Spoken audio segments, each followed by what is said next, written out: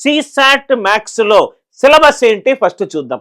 Syllabus లో వాళ్ళ notification లో ఏవైతే సిలబస్లు ఉన్నాయో అవన్నీ మెన్షన్ చేస్తాను.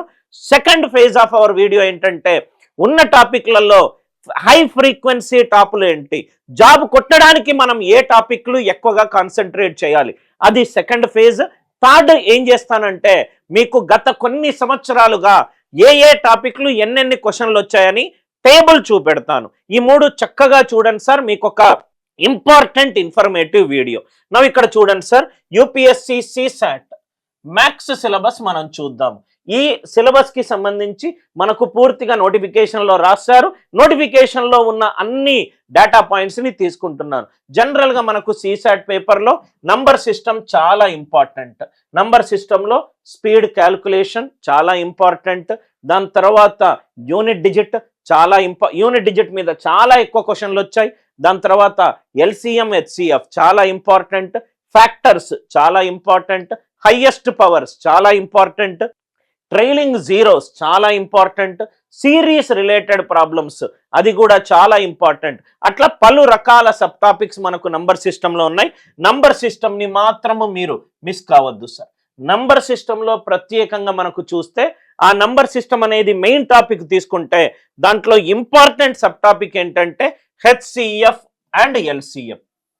ఎల్సిఎం అంటే ఏంటి, ఎల్సిఎం ఎలా కనుక్కుంటాం, ఎల్సిఎం కనుక్కోవడానికి 7-8 మెథడ్స్ ఉన్నాయి.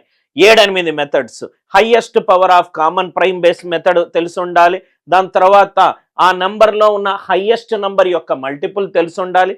ఎలిమినేటింగ్ ద కామన్ ఫ్యాక్టర్స్ అది తెలిసి ఉండాలి. ఆన్సర్ ఆప్షన్ ఎలిమినేషన్ తెలిసి ఉండాలి. ఇన్పుట్లో ఒక నంబర్ డిజిటల్ సమ్ 9 ఉంటే ఆన్సర్ డిజిటల్ సమ్ 9 అవుతుంది, అది తెలిసి ఉండాలి. ఆన్సర్లో ఎల్సిఎం ఇచ్చి ఇన్పుట్లో ఒక నంబర్ మిస్ అవుతే ఎలా కనుక్కోవాలి తెలిసి ఉండాలి.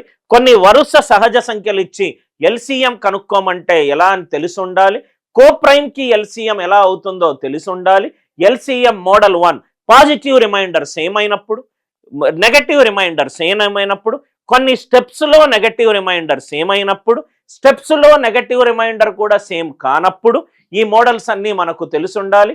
మల్టిపుల్స్కి సంబంధించి ఇంపార్టెంట్ కాన్సెప్ట్ ఎల్సిఎం.